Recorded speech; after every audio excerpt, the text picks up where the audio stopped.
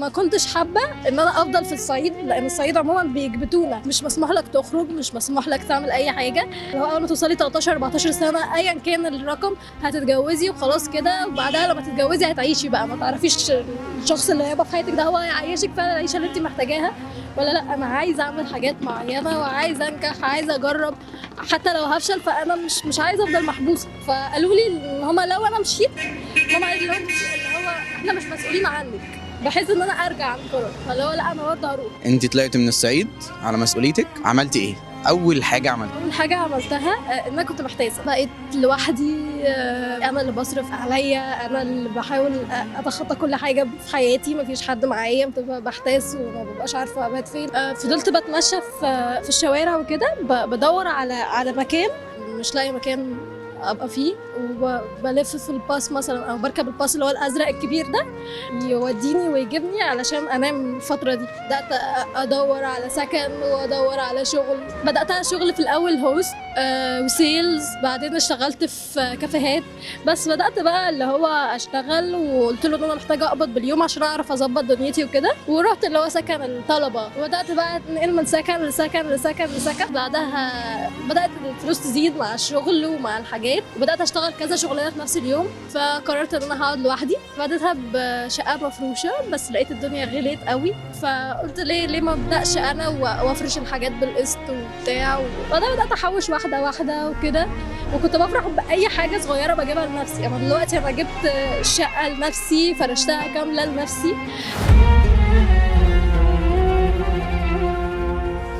شنطه من دولتشي اند جابانا ب $2100. تعالي بس وريني كده.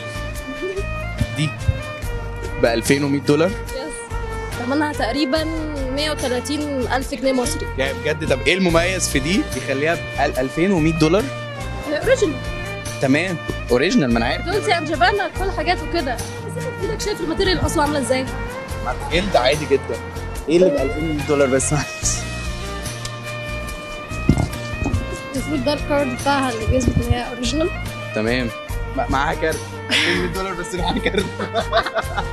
مسك الكارت. طبعا الكارت ده انت مش هتمشي غير بيه، لان لما اجي ابيعها ده اهم من البطاقه. بيع بعدين يعني حاجه زي اللي هو قيمتها موجوده فيها زي الذهب كده. الموضوع بيفرق، بس كحاجه ليها اسم او براند معروف. اتفضلي انت. صح والله، لو حد خدها وجري مش هعيط، بس هتضايق علشان حاسه انها شايله حاجه ثمينه كده، فاهم؟ طول ما انت مش تمثال عافر يمين وشمال، ده احنا في زمان صعب وملوش غير عند واستقتال. شوف والله اهلي مبسوطين بيا يعني، بس فخورين بيكي اكيد. ايه رايك نتصل على مامتك مثلا؟ ايه يا ماما؟ الو. ايوه يا ماما. سامعاني؟ سامعاكي دلوقتي. انا بحبك، انت عارفه ان انا بحبك صح؟ وانا كمان يا روح قلبي. انت عامله ايه يا روحي؟ وحشتيني. انت يا طنط، انت عايزه تقولي لها ايه؟ انا عايزه اقول لها ايه؟ عايزه اقول لها اني بحبها جدا جدا جدا. هقول لها ايه؟ ايوه كمان اهو عايزه اسلم عليها. مين ده؟ مين ده؟ جاسر اخويا. يا جاسر عامل ايه؟ الحمد لله. عايز تقول لها ايه؟ بحبك. انت حاسس بايه دلوقتي يا جاسر؟ مبسوط. ربنا يوفقك دايما يا ماما يا رب. يا رب يا ماما.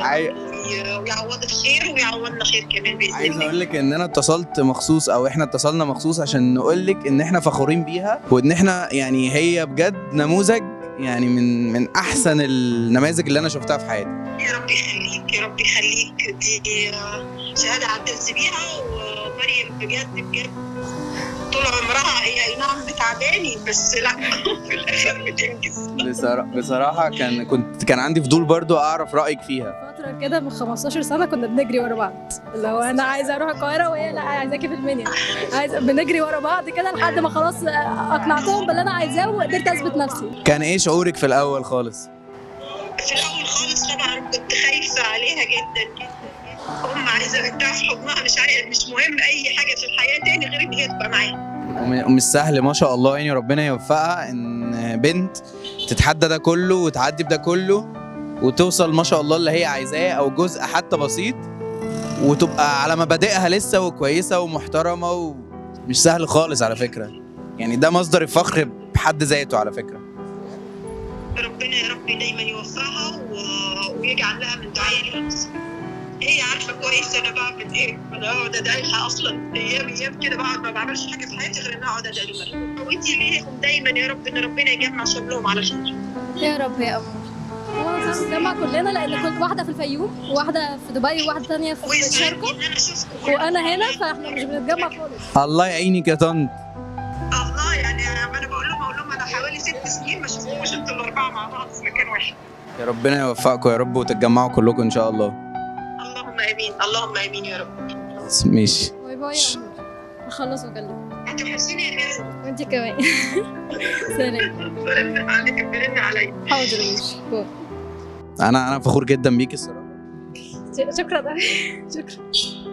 يعني ما حدش بجد، يعني انا نفسي انا وقعت في ده، انا حكمت عليها ان هي سطحيه او يعني حكمت من بره، بس بجد الموضوع يا جماعه اي حد من بره غير من جوه خالص او غير اللي مر بيه، فيا ريت بجد ده يبقى درس ان احنا كلنا نتعلم. ماشي. عايزه تقولي حاجه؟